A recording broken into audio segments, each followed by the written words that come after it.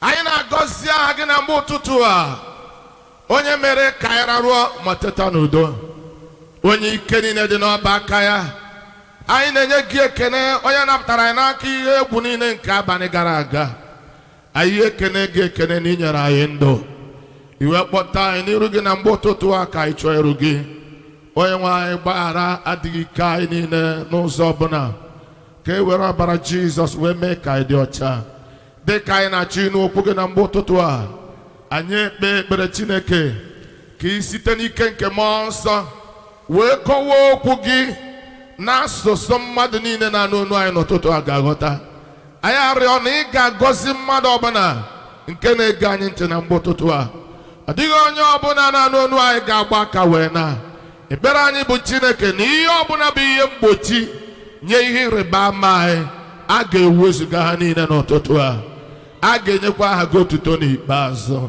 n'aha Jizọs Kraịst bụ onye nwe anyị. Praise the Lord.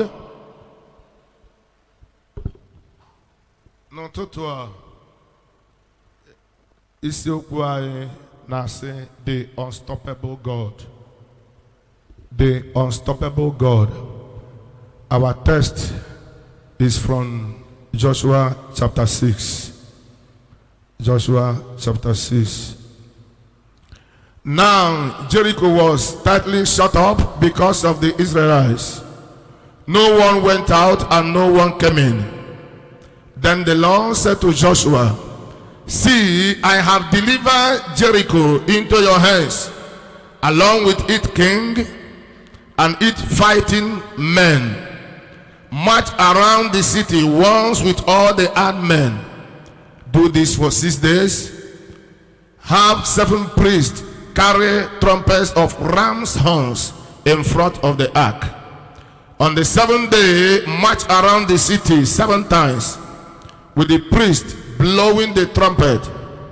When you hear them sound a long blast on the trumpet, have all the people give a loud shout.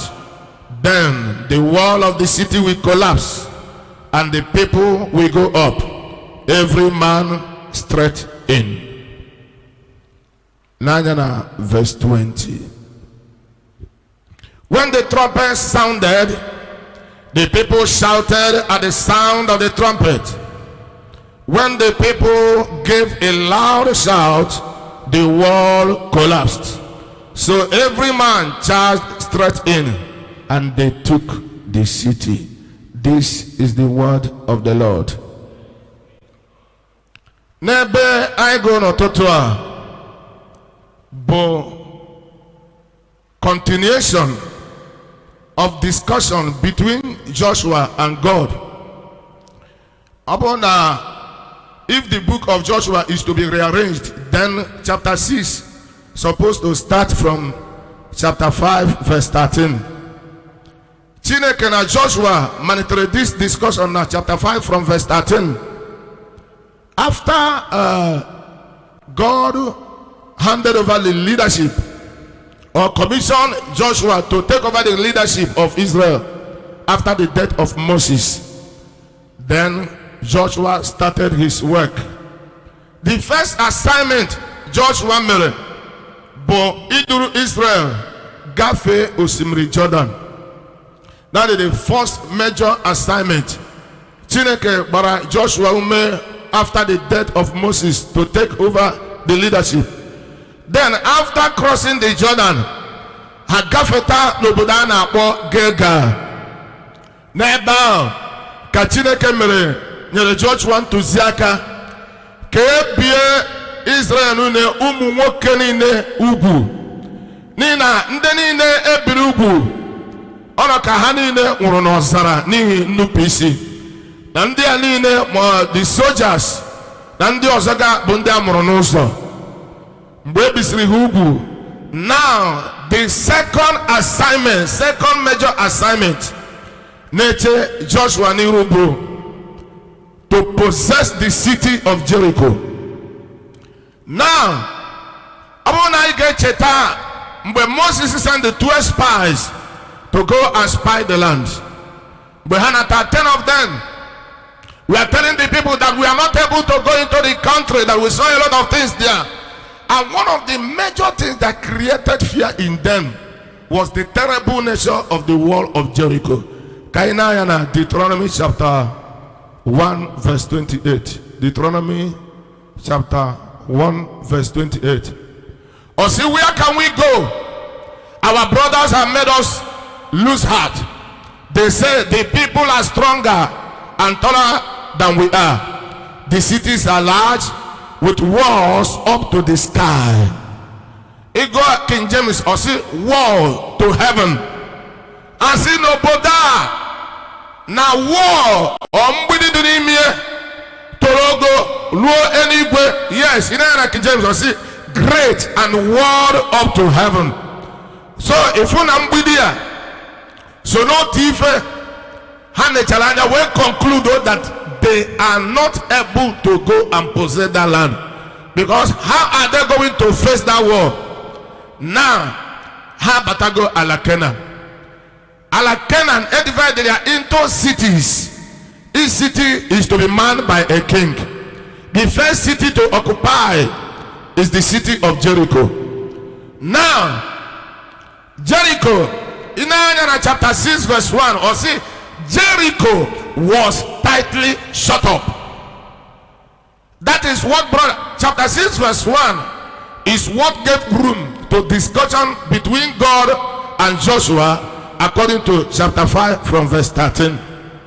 Because of the nature, the fearful nature, the dreadful nature of the war, Joshua being the leader of the journey, he set himself apart.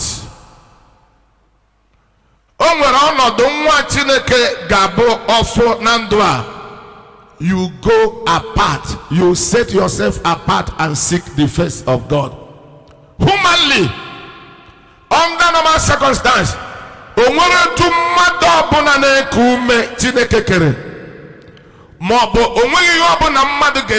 to attack the wall of Jericho or the well fortified. NIV Study Bible, the footnotes or the commentary there say now the wall of Jericho, the 400 by 200 yards in size. 400 by 200 yards. That is 400 the height, then 200 the width. You can imagine the length of this wall. So when Joshua encountered it, Joshua withdrew from the crowd and went apart to seek the face of God on how to go about it. One thing with Joshua, but he was a young man following Moses. He has discovered that in this journey, nothing had been impossible. Hallelujah. In journey with our God, nothing is impossible. As far as Chineke Pugoro, I have made a promise to your fathers to give you that land. God had been faithful. When they encountered the Red Sea, God divided the Red Sea. When they were thirsty, God provided water. When they were hungry, God provided manna.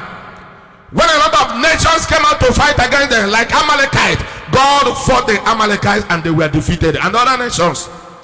So Joshua man, that it is only God that has solution on how to go about that war. So when Joshua was in a set apart, Bible scholars, Nepuna, Joshua, Bible in like details. Now Joshua was apart, meditating and seeking the face of God. Now Cheru Chineke, ka Chineke nye ntụziaka ife a ga-eme mgbidi a nke no bidoro ha. Then never Joshua n'anya n'iru ya fu onye agha ji mma. He saw a soldier with a drawn out sword. Joshua tụrụ egwu. Joshua moved for Jekuriya. Si a idinyere anyị ka idinyere ndị na-emegide anyị. O si a neither, but as a commander of the host of the Lord, I have come. Joshua danana. Joshua manana. Ono na-ekpe ekpere na chere Chineke. God decided to reveal himself to Joshua as the commander of the army of the Lord. And that was Jesus in the Old Testament. The same God revealed himself to Abraham as a traveler. They revealed himself to Moses in a burning bush. Then, now, Hosea, I am the commander of the army of the Lord. Mbaka discussion now, Bido. This discussion now. Then what brought about Joshua seeking the face of God? But let's go to that chapter 6 verse 1. Or see, now Jericho was tightly shut up. Tightly shut up. Not just shut up, but tightly shut up because of the Israelites. No one went in and no one came out. Why? In Anya. Now Joshua chapter 5 verse 1. Joshua chapter 5 verse 1. So it was when all the kings of the Amorites who were on the west side of Jordan and all the kings of the Canaanites who were by the sea heard that the Lord dried up the waters of Jordan from before the children of Israel until we had crossed over, that their hearts melted. Their hearts melted, and there was no spirit in them any longer because of children of Israel. Amen. God is a master planner. God is a war strategist. Our God is a war strategist. Exodus 15:3 says, the Lord is the man of war. He's a man of war. Then a strategist. God knew. Now, Johnny, he gafe osimiri Abraham maka. Aina guna Israel gafe osimiri Jordan. Ndi nchuaja bi babu bandu Jehovah tinye okwu osimiri kewa Israel we gara. Oburu ife 1 hour. Oburu ife 2 hours. Oburu ife 3 hours. It might have taken them the whole day. Because now these people have a family, have a lot of things, and they have a movable tent. You know,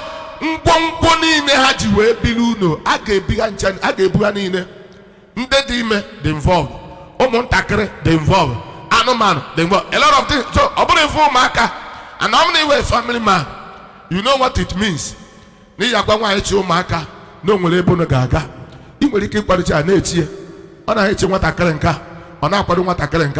so you can imagine we are a whole nation with their families.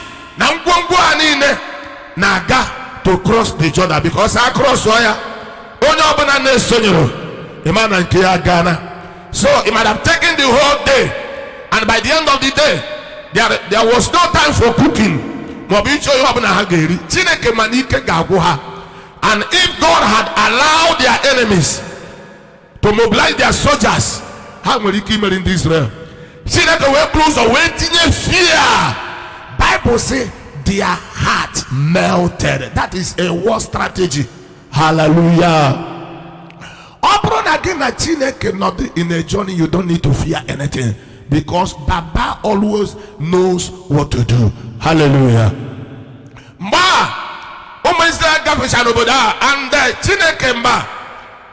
he is the covenant keeping God. Abraham no nyobuna bo nwa nwoke na esiru Abraham na ga ebi ugwu, and ndị anine na chi banana bụ ndị na ebi ugwu, and Chineke agaghị ime ka ọgbụgba ndụ ya sie ike. Ọ chọrọ ka ebie ndị anine ugwu, and you know what it means. Ibi an adult male ugwu, okay, without a lot of wounds, okay, without pains. So now all soldiers that will fight for Israel, we are circumcised at the adult stage. If not, they will be weak, their enemies might overtake them and conquer them. So God planted fear in the heart of their enemies. Bible says their heart were melted. There was no more spirit. You know, the size of a man and they make it the strength of a man, but the spirit in a man. In Malikefu, onye isi este neba luonenu mana onwere ofu mkpụrụ mmụọ nọ n'ime ya, ime ya etu a ọgbapụ ọsọ. Mana ị nwere ike ịfụ nwa nke mmadụ mana isi akpụ ka ọ bụ, ime ya etu ọsị, who are you? Hallelujah. Bible says there was no more spirit in them. You have a strategy. God did you keep their enemies aside when we were prepared until they were healed. When they were not healed, then the people of Jericho, they have not recovered from that fear. Hello, I am trying to tell you what is happening in chapter 6 verse 1. How can you under fear now? I want to tell you, hallelujah, one of the things is to give you a miracle that will create fear in the hearts of your enemies. You didn't hear me. As in no fear, onye obana no no to abu. Ko onye di here bama getting jo netiti ndirogi. Omero testimony ha ga no.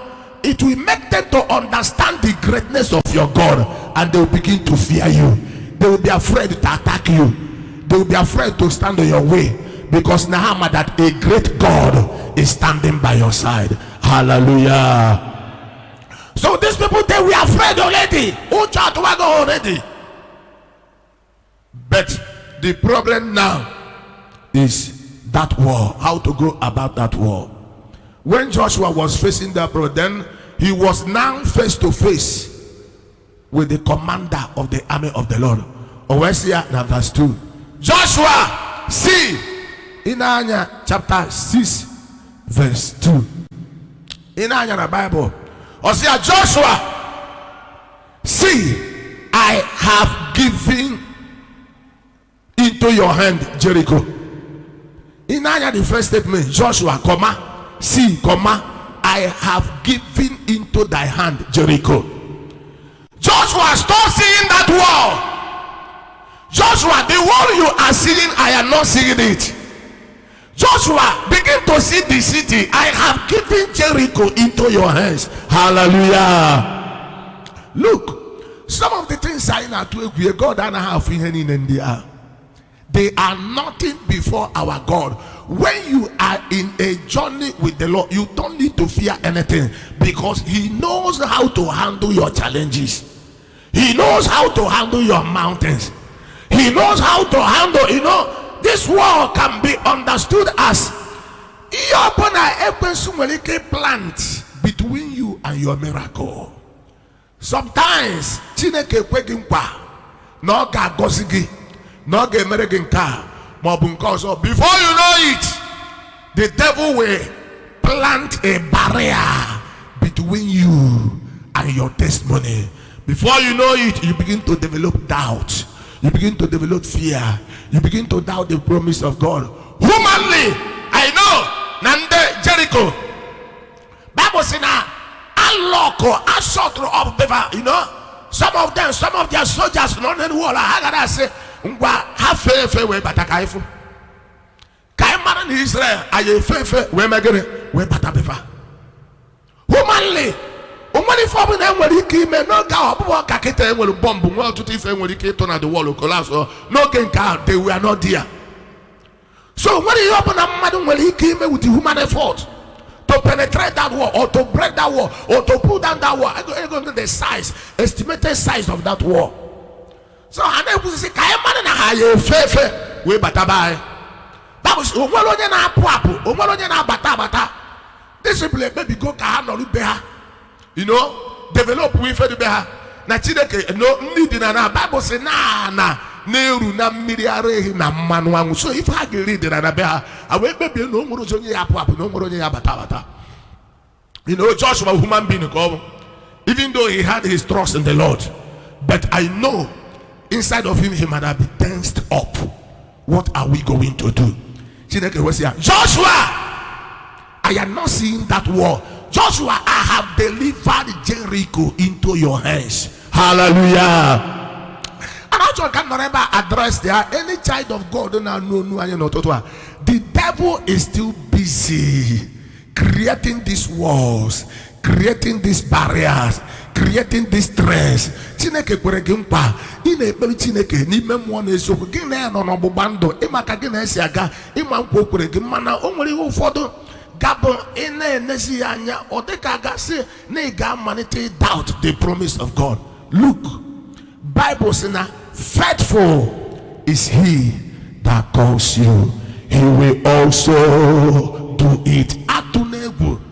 No totoa anama wagume wepwanya from that wall. Any wall in Anya.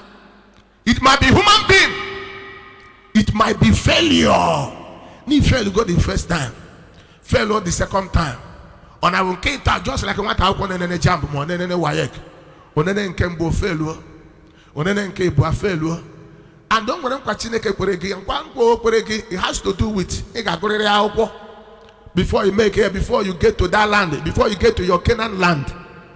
Whatever it might be, that failure is standing as a wall or barrier. But God is not seeing that wall. God says, Joshua, I have given you Jericho. Your own duty is to believe the word of God and forget about how God will handle that wall.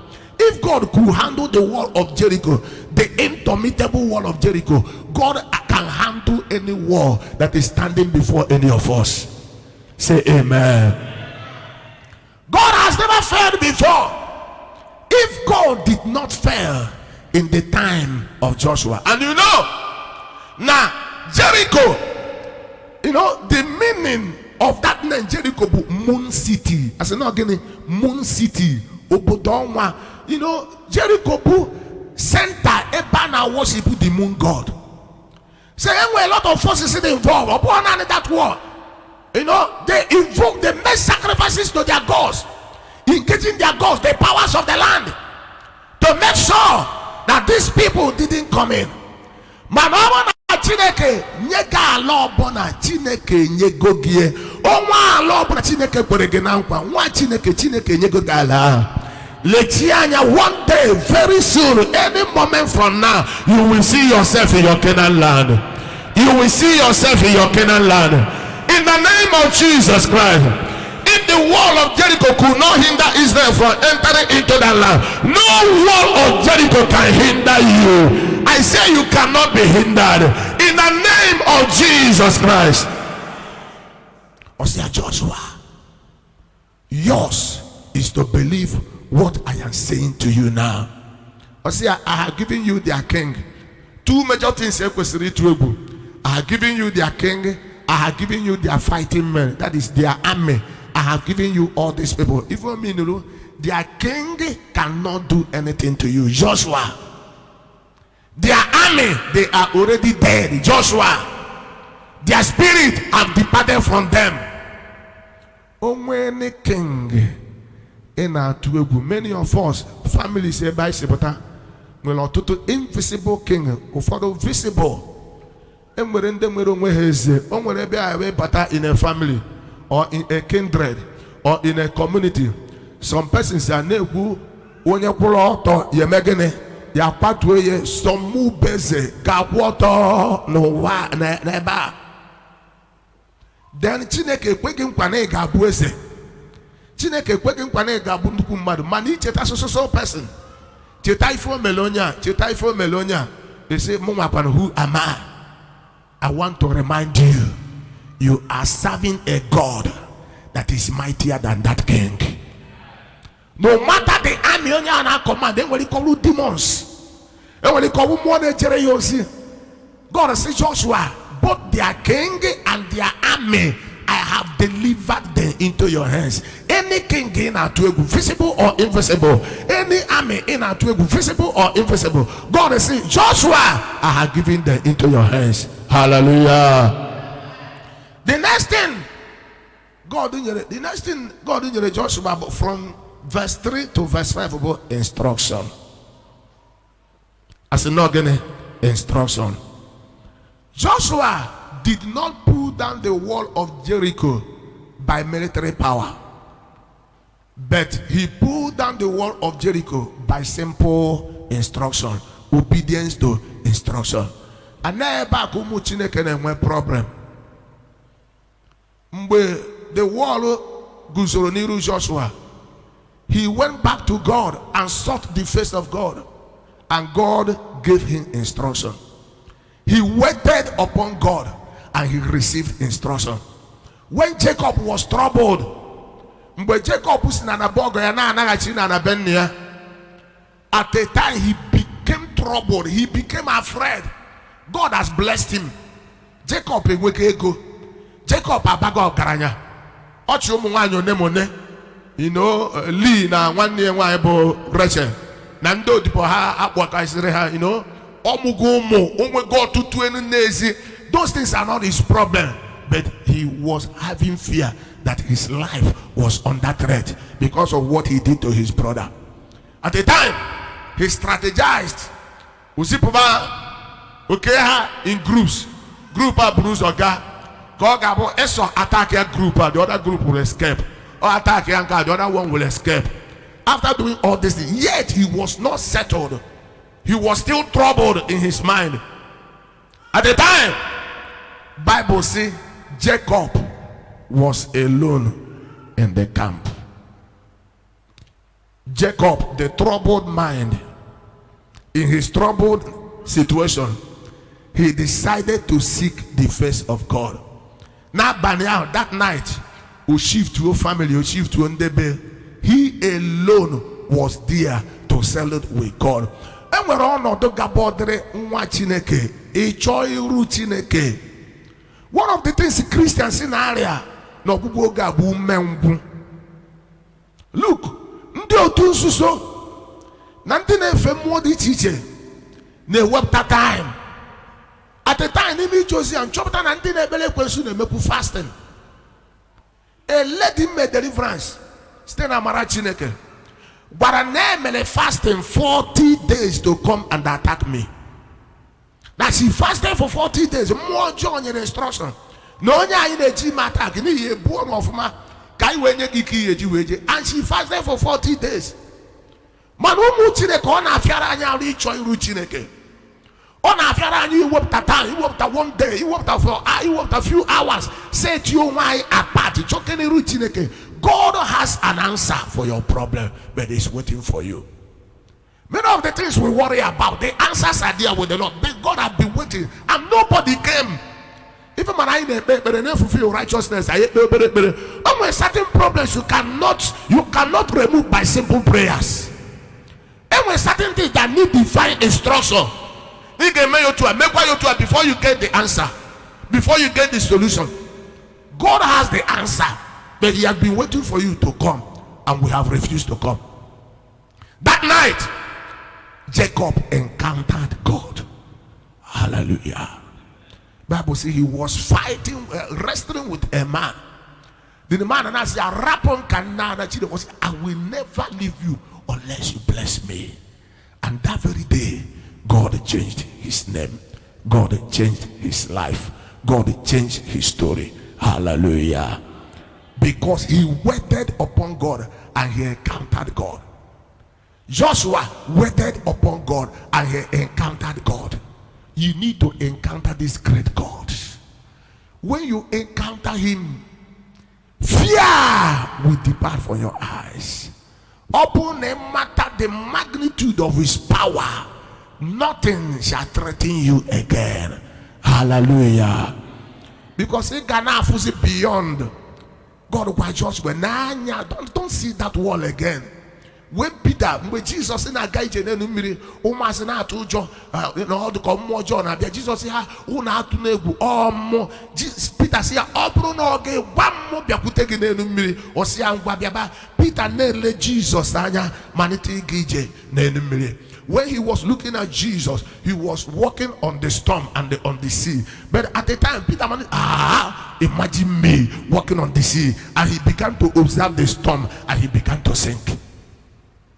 Whenever you withdraw your eye from God and begin to observe your problem, the seriousness of your problem, go for the doctor's report. Now, Doctor Wagenoria Gibugi. Now, Doctor Wagenoria no more okay. Whatsoever the doctor's report may be, Bible says, whose report will you believe? Hallelujah. And we go cases I know. Medically, they have done their own conclusion, and we went unto God in prayers. God changed their report. Praise the Lord. God is still doing it. God is still doing it. So whatever it might be, what you need is instruction. But before instruction comes, there must be an encounter, and somebody must wait. Somebody must sit down and wait for God. Somebody give up that time and wait for God, and God will reveal himself to you. God will say, draw nearer to me, and I will draw nearer to you. Then Moses, in his own time, as Joshua was observing him, any problems that comes out on the way, he will go to God for instruction. I'm going to study the account of Moses. Any issue, Moses will go to God, and whenever he goes, God will give him direction. And don't make a just like an apple in a bohanko, Chineke Siangwa, Je, Kwa, Mparage, Je, Gwa, Okutoku. The one that made Moses not to enter that land where he disobeyed instruction, because they provoked him. He was angry. Moses we pia nkuma ife ebe Chineke si anya gwa yokwu nkuma hu Jesus. Moses we pia Jesus etare. Chineke we say, because you did not honor me, that land you will see it, but you will not enter it.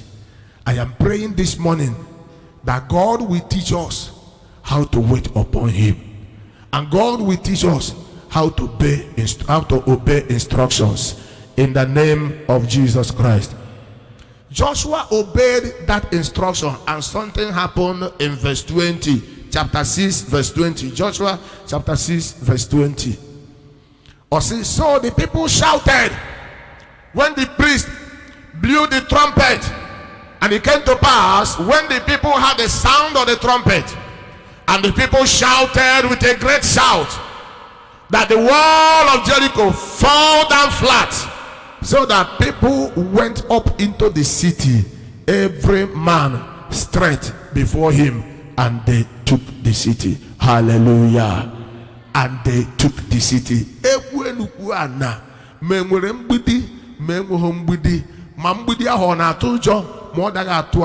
Finally, because he had the word of God, he had the promise of the Father, Bible says they took the city. If you got you now, where is that war when they took the city? Where are the armies of the Jericho.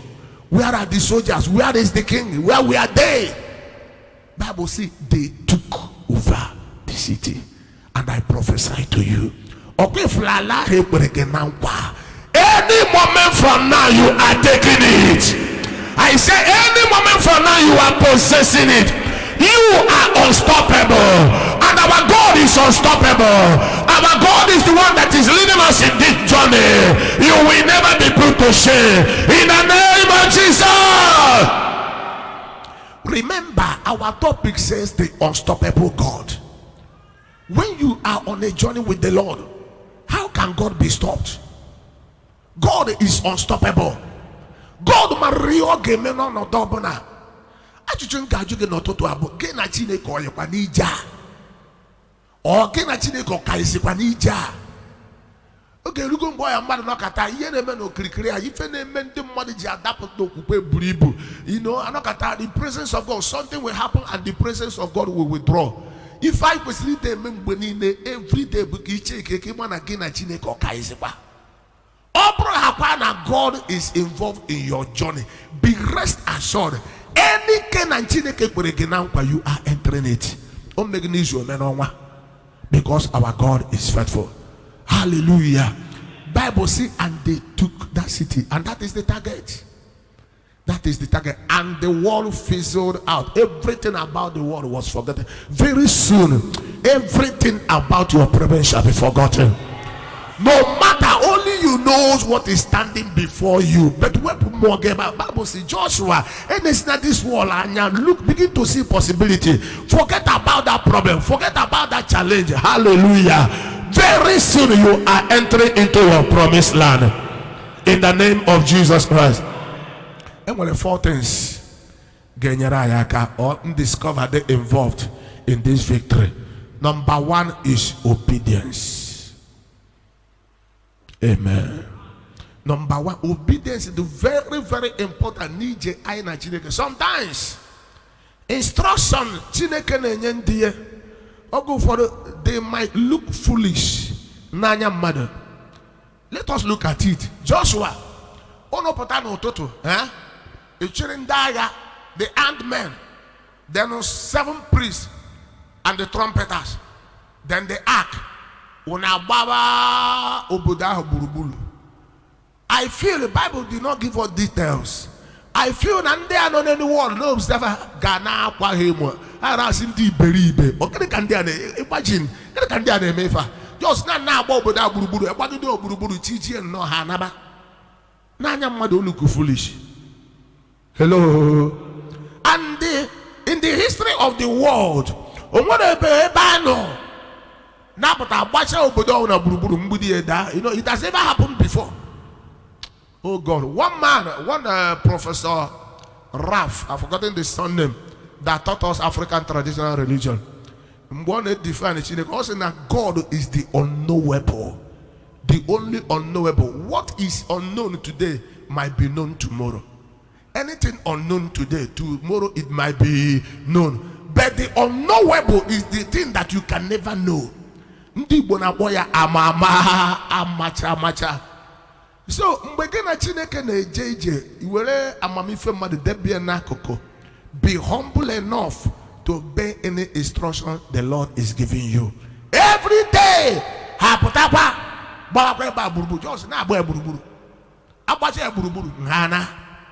The thing the give marker, the thing the give meaning. For them have considered discouraged. I know Joshua might be encouraging the because let us just obey this and know what will happen. Hallelujah. The first day, the second day, if we not the possible, such water, something like this. But they kept doing because how that it cannot fail. Bible says how you were in Egypt for 40 years in Okaranka. God fed them with the manna. He did a lot of things to sustain them, so they know how that God say how much that something will happen. Emphasis not to let us learn how to obey. Sometimes you can your something. If you save ego, man, ego his way, ne paper, Kachineke nyego, it's all ego moto, it's all iluno, it's all a banner, something just out of my mouth. Then Chineke say, Ngwa, wele ego ne de tour, Jejo ne de tour. You are saving money. Now your Chineke go make a gazu. Can we can make for the tour or say, whether 20,000 nego or 50,000, go and give this widow. Go and give this person no number. You buy a weapon, money to buy in the way. Now this is not from God. A bind the shaya, oku Chineke boku Chineke. Just obey is not. It might look foolish in your eyes. This is our problem. You know, ndine bele kwensu biaro denka hakanye ma mpa obeying spiritual principles. Umu Chineke agotabo niye banyere ibo garanya. Mo ibe banyere obiana de be pia na ekpere kama na enye pia no nyenye mba kama I believe in ekpere na ebu ono na to nwa ya fu mana give and it shall be given unto you. And we close our eyes over that. Hello. Spiritual principles that we need to obey. Give away garanya in coma. That is when you see Christians have boring, you know, a cream money and a lot of things in their heart. Man, ne be ka Chineke kwa their heart. Ne be ka Chineke nyeti. Ne be ka Chineke nye. Man, if any of their weapon if I do not pick up around one nigga, you say no. You must obey principle. Iya baria. Ebaria nagin kebinu ni gwe megene abarege. Give and it shall be given to you. I say, but in a safe way, go you wow, in a safe way, you go moto, in a safe way, you go motorcycle, in a safe way, you don't want, in a safe way, you back in the Chineke Sigi, where if I know your day to just obedience. Some of us, our miracle is waiting for a single obedience. One instruction in your give one year me. In a paper, the Chineke, when you see a man, when you're in a samba, no bro, the mocha. No, all of the Yagaba. You know, just go there and it's not forthcoming. Go and obey. Oh, you want to go and do it. I'm begging anybody now, no, I know Totoa. Oh, my instruction, no, to receive from God. Man, all the two checkers say the people go and foolishly obey that instruction, and you will see the wisdom of God. Hallelujah. Another thing, perseverance. Sometimes when we are praying, God will be working, preparing ground how to give you your miracle. I will go for right now doing a sleep, so see the man car. Before you know it, I'm going to get it alternative ways. Those things will fail. Let us wait upon Him. Hallelujah.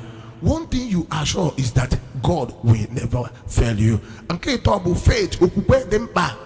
Bible says, without faith, it is impossible to please God. Joshua encouraged these people. Joshua himself was encouraged. He knew God. Joshua knew ab initio that this God will not fail.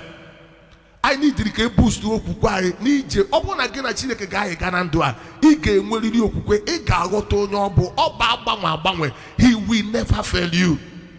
Then in Keto, most importantly, God's presence. Moses understood it very, very well. Let's look at Exodus chapter 33. Verses 2 and 3. Exodus 33. Verse 2. Or say, and I will send an angel before thee, and I will drive out the Canaanites, the Amorite, the Hittite, and the Perizzite, and the Hivites, and the Jebusite. Verse 3. Verse 3. Unto a land flowing with milk and honey. And I will not go up in the midst of thee, for thou art a stiff-necked people, lest I consume you. Now, verse 2, God could be very clear. I will send an angel to go with you. Amen. God now, Moses, ne prepare go angel. Verse 12. Verse 12. Verse 12. And Moses said unto the Lord, see, thou sayest unto me, bring up these people, and thou hast not let me know whom thou wilt send with me. Yet thou hast said, I know thee by name. Thou hast also found grace in my sight. Moses Chineke verse 2. Neke send the angel. When I see in verse 12, you have not told me who you are sending to go with me. Angel Moses Moses my own nacho. Moses in nacho na God gave a jaja. Chineke no kuku angel. Or say papa e baba homonya mo na egija. Hallelujah. You need to begin to convert the presence of God. Ngwananya na verse 14. Verse 14.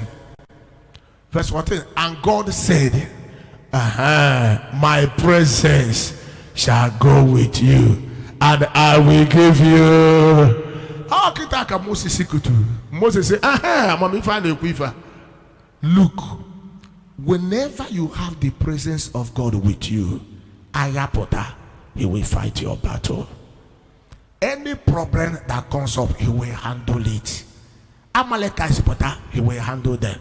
Nde Philistia pota, he will handle them.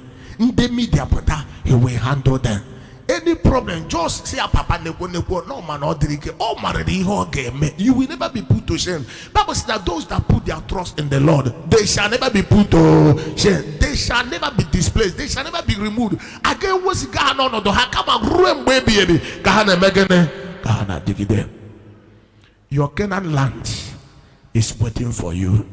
Our topic is the unstoppable God.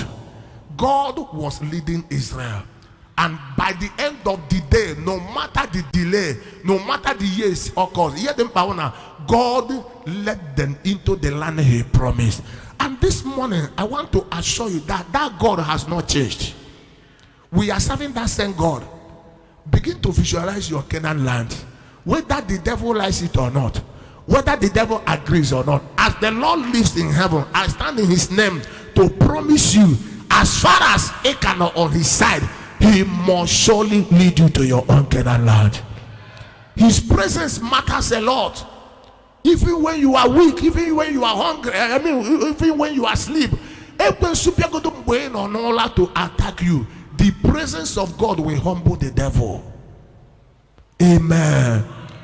Only not in the presence of God, because we are safe in the hands of God. Therefore, this morning, begin to convert the presence of God in your life. And I want to assure you, if he did not fail Israel, if he did not fail Joshua, he will never fail you. He is unstoppable God. Your enemies cannot stop God from blessing you. Na